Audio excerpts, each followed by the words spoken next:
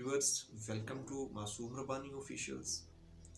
Please subscribe it and press the bell icon for further vlogs, further information if you like.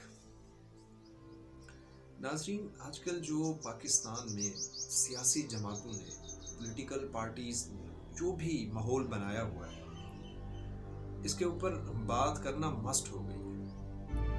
Imran Khan इस वक्त long मार्च कर रहे हैं इस्लामाबाद में। इमरान खान इस वक्त एक शदीद पॉलिटिकल अपनी सियासी जिदोजहद को बढ़ा रहे हैं, एक्सट्रीम पोजीशन पे ले गए हैं जब से उनको वोट ऑफ नो कॉन्फिडेंस के नतीजे में निकाला गया है। इमरान खान साहब ने जो भी लॉन्ग मार्च के अंदर डिमांड्स रखी हैं या जो भी वो अपने मुंह में एम्स रखे हुए हैं सियासत के अंदर, कुछ हद तक उसको अचीव कर लिया गया। लेकिन ये जो लॉन्ग मार्च का सिलसिला है, ये भी उसी की एक कड़ी है। देखिए, लॉन्ग मार्च के अंदर जाहिर सी बात है, बंदा एक मैनिफेस्टो लेकर चलता है, उसको बेस बनाकर मार्च कंटिन्यू रखता है। तो सवाल ये है कि खान साहब अपनी इस जद्दोजहद में कामयाब हो पाएंगे या नहीं। आज का हमारा बेसिक यही क्वेश्चन है। तो अपने इस मामले को समझने की कोशिश करते हैं। जहाँ तक मैंने इसको रीड किया, मैंने पढ़ा, कोशिश की, समझने की कोशिश की, तो मैं बात करने जा रहा हूँ सन 1990 की दिहाई की, सन 1980 की दिहाई की, जब खान साहब एक आइकॉन समझे जाते थे। सिर्फ क्रिकेट, उनको सिर्फ 1980 का वो दौर था जब पाकिस्तान गैर जमहूरी मैथड से निकलकर जमहूरी की तरफ बढ़ता गया। खान साहब 1992 में वर्ल्ड कप जीत जाते हैं। उसके बाद उनकी जो शोहरत है वो क्रिकेट आइकॉन्स। तो उसके बाद शायद कोई पर्सन, कोई अचीवमेंट खान साहब की क़यादत में एक वर्ल्ड कप जीता है पाकिस्तान के लिए, वो बहुत बड़ा एक इंसिडेंट है।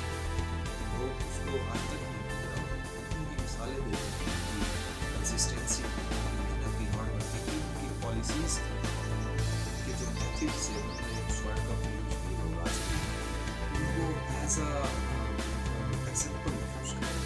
तो ये चीज़ हमें समझनी चाहिए कि कंसिस्टेंसी। तो उसके बाद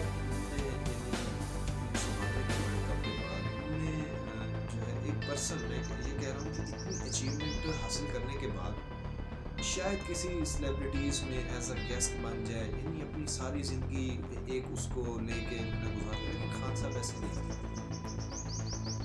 उन्होंने उसके बाद उन्होंने शौकत खानम हॉस्पिटल का जो कैंसर का अस्पताल, उन्होंने उसका तारुफ करवाया। तो उनका जो वे ऑफ इंट्रोडक्शन था, यानी उन्होंने इस तरीके से उसकी एडवर्टाइजमेंट की कि उस दौर में बड़े तो बड़े, जो छोटे यानी तालिब इल्म थे, तलबा थे, वो उसका जो टोकन था, टिकट था 10-10 रुपये, वो उसको अपने जो है नंबर्स में वो सेल करते।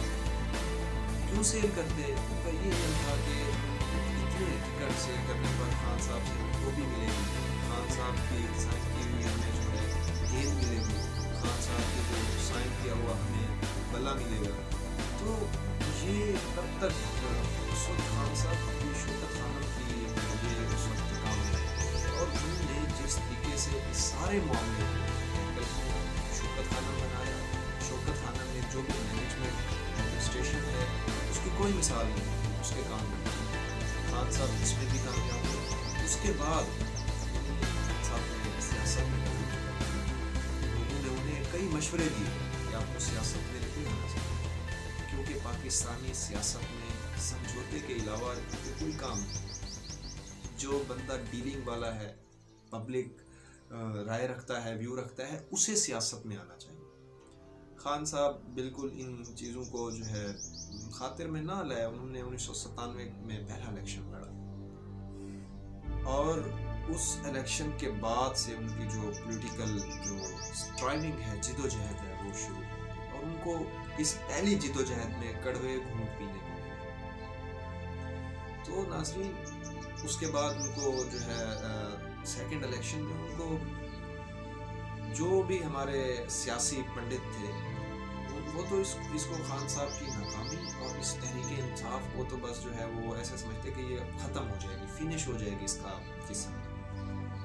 خان صاحب راز جانتے تھے، ان کو اپنا پتہ تھا وہ کس لیول پہ کام کرتے ہیں اور کتنی جد و جہد کرتے ہیں۔ اس کے بعد 2008 کے الیکشن میں بھی انہوں نے جو ہے دھاندلی زدہ الیکشن قرار دے دیا، کیونکہ اس الیکشن میں 70% ووٹ پیپل پارٹی اور نون لیگ میں تھے، تقریباً کوئی 1.7% ٹوٹل آؤٹ آف 100 خان صاحب کو ملے تھے۔ تو لوگ پھر کہنے لگے کہ یہ سیاسی موت ہے، یہ نہیں کر سکیں گے، یہ کبھی وہ اس کا مذاق اڑاتے تھے کہ خان صاحب وزیر اعظم بن سکتے ہیں، اس چیز کو وہ خواب سمجھتے تھے۔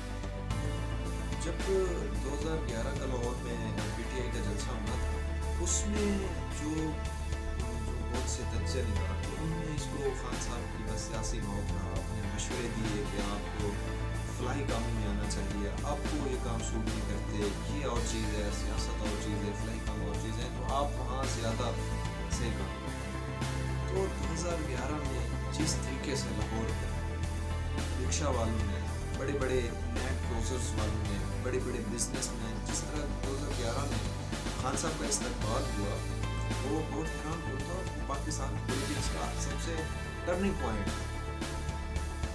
اس 2011 کے بعد بڑے بڑے جو پاکستان کی سیاسی شخصیات تھی، اسی 2011 کے جلسے کے بعد خان صاحب کو جو ہے پاکستان کے انسان 2013 میں وہ الیکشن ہار گئے، ان کو جو ہے کم از کم ان کا جو 2008 کا الیکشن تھا اس میں ان کو اس کی نسبت زیادہ سیٹیں ملی، لیکن وہ الیکشن ہار گیا تھا۔ لیکن ایک نیا پولیٹیکل پارٹی انٹروڈیوس ہوا پاکستان۔ اس کے بعد 2018 میں وہ دوبارہ وزیر اعظم پاکستان وہ یعنی بن گیا پہلی مرتبہ۔ تو بات یہ ہے کہ ان کا جو 20 سالہ یہ جو جد و جہد تھی سیاست کے اندر، اس کے اندر انہوں نے کسی قسم کا انہوں نے جھکاؤ نہیں کیا، کسی قسم کا کوئی سمجھوتا نہیں کیا، اپنے پرنسپلز کے اوپر کام کیا، اپنے اصولوں کے اوپر کام کیا۔ انہوں نے کبھی کوئی شارٹ کٹ راستہ نہیں یوز کیا، لوگوں نے ان کے مینیفیسٹو کو پسند کیا، لوگوں نے ان کی شخصیت کو پسند کیا، اور 2018 میں انہوں نے وزیر اعظم بنے۔ تو میں یہ کہنا چاہ رہا تھا کہ یہ جو ووٹ آف نو کانفیڈنس کے بعد خان صاحب کو ان کی حکومت کا تختہ الٹایا گیا ہے اور اس کو سیاسی موت کہہ رہے ہیں، تو ان کو 20 سالہ پرانی ان کی جو پولیٹکس کے اندر اسٹرائیونگ ہے اس کو پڑھنا ہوگا، سمجھنا ہوگا۔ خان صاحب کتنے ایک میں سمجھتا ہوں کہ ہارڈ ورکر، خان صاحب کو ان کی جو کیبنٹ کہتی ہے خوش کرنا آسان ہے، خان صاحب بہت ہارڈ ورکر ہیں، وہ جس کام میں لگتے ہیں وہ اسے گین کرتے ہیں۔ اب بھی جو لانگ مارچ ہے اس کے بعد اسٹرائک بھی تھک جا رہے ہیں، یہ اپنے تمام جو یہ دعوے کر رہے ہیں، امید یہی ہے خان صاحب کی جو بیک گراؤنڈ ہے یہ اس کو اٹین کر سکتے ہیں، اچیو کر سکتے ہیں۔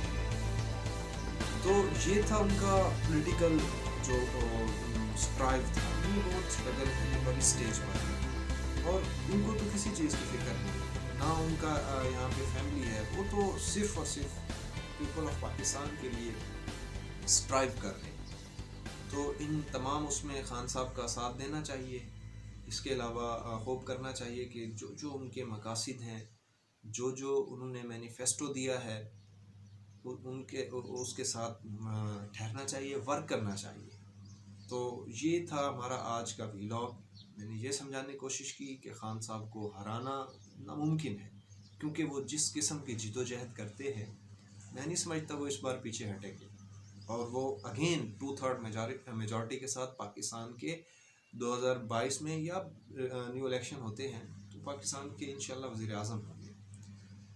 تو آج کے لیے اتنا ہی، مجھے اجازت دیں، اللہ حافظ، پاکستان زندہ باد۔